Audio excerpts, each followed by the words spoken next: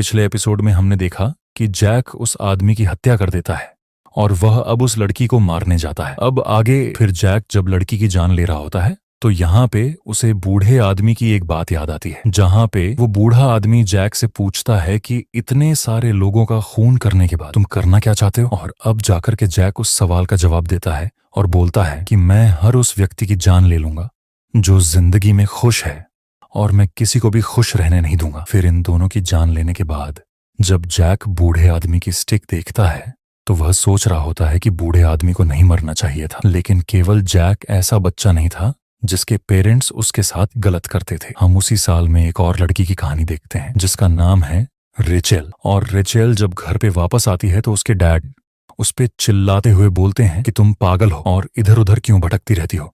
और उसके बाद उसकी आंखों के सामने उसकी मम्मी को मारते हैं। पिटने के बाद रेचेल की मम्मी लगातार हंसते रहती है और उसके बाद रेचेल उन दोनों को बोलती है कि मेरी बात सुनो, लेकिन दोनों में से कोई भी उसकी बात नहीं सुनता और आपस में लड़ते रहते हैं। फिर उसी रात को उसकी मम्मी डिसाइड करती है कि वह उसी तरीके का दर्द अपने पति को देंगी जिस तरीके का दर्द वह सहते हुए आ रही हैं। फिर रेचेल उनके सामने आती हैं और बोलती है कि मुझे आपसे कुछ बात करनी है, लेकिन रेचेल की मम्मी उसे थप्पड़ मारती है और बोलती है कि तुम्हारी वजह से मैं इस घर में कैद हूँ। यहाँ पर रेचेल कुछ बोलना चाहती थी लेकिन उसकी मम्मी कोई बात नहीं सुनती और बोलती है कि अपने रूम में चले जाओ। फिर इसके 1 महीने के बाद हम देखते हैं रेचेल को, जो कि एक मेंटल हॉस्पिटल में बैठी हुई होती है और यहाँ पे वो डॉक्टर को बताती है कि मुझे मेरे बीमार पप्पी की हेल्प करनी है, लेकिन मेरा पप्पी मारा जाता है और इसके बाद मुझे कुछ भी याद नहीं आता। बस मेरी जब आंख खुलती है तो मैं अपने आप को एक रूम में पाती हूँ जहाँ पे मैं देख पाती हूँ कि मेरा जो बीमार पप्पी है उसका मैं इलाज कर रही हूँ। लेकिन वहीं पे दूसरी तरफ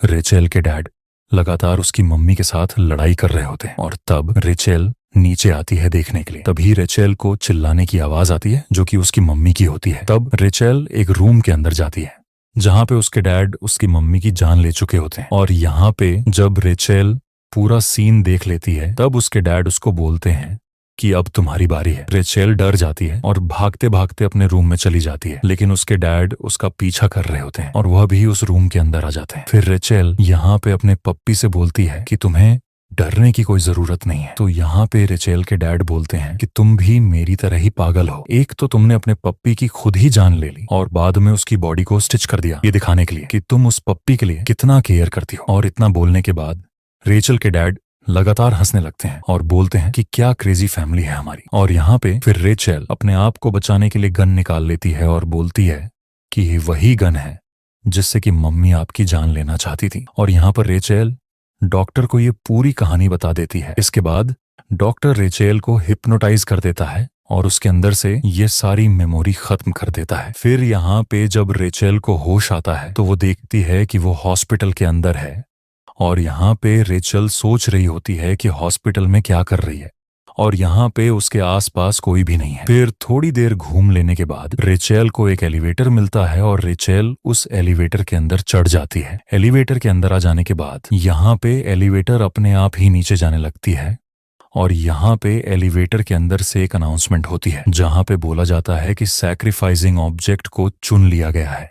और यह सुन लेने के बाद रेचेल और भी ज्यादा डर जाती है। फिर एलिवेटर के नीचे आ जाने के बाद एलिवेटर के अंदर से फिर से अनाउंसमेंट सुनाई देती है जहां पे बोला जाता है कि यह तुम्हारा प्लेइंग एरिया होगा। रेचेल को कुछ भी समझ में नहीं आ रहा था कि उसके साथ क्या हो रहा है, लेकिन अभी के लिए तो उसको आगे बढ़ते रहना होगा। तभी ग्लास टूटने की आवाज आती है और यहाँ पे रेचेल को ऐसा लग रहा होता है कि कोई उसका पीछा कर रहा है। तो रेचेल डर के मारे लगातार यहाँ से भागने लगती है, लेकिन तभी रास्ते में उसे एक व्हाइट बर्ड मिलती है जो कि बहुत ज्यादा घायल है और रेचेल डिसाइड करती है कि वो उस व्हाइट बर्ड की मदद करेगी ताकि वो फिर से उड़ पाए। लेकिन तभी उसकी आंखों के सामने एक धमाका होता है जिसमें कि उस व्हाइट बर्ड की जान ले ली जाती है और उसके आंखों के सामने जैक आ जाता है। इसके साथ ये हमारा एपिसोड खत्म होता है। तो मिलते हैं नेक्स्ट एपिसोड में।